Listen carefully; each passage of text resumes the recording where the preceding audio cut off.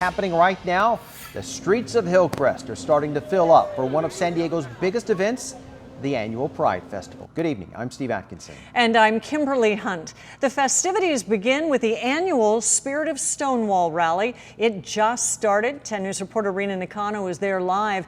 Rena, it's been 50 years since the Stonewall riots in New York.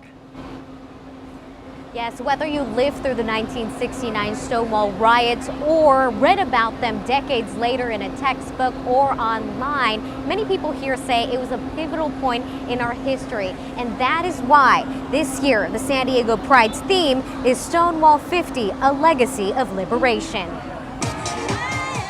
The glitz and glam and the fabulous outfits at Pride are a product of dark times. In 1969, being gay was considered a mental illness. 1969, New York. Police raid the Stonewall Inn, considered a safe place for the LGBT community.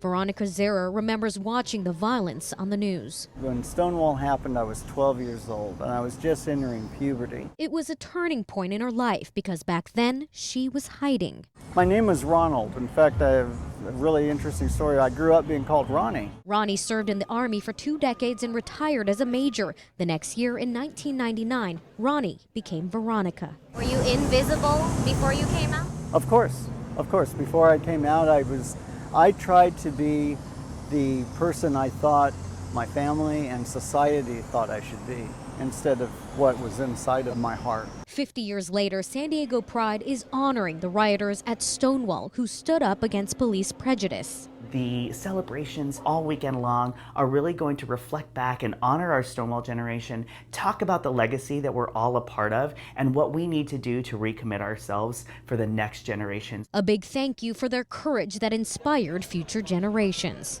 Because you're not allowed by society to be who you really are, you have to almost perform gender, okay?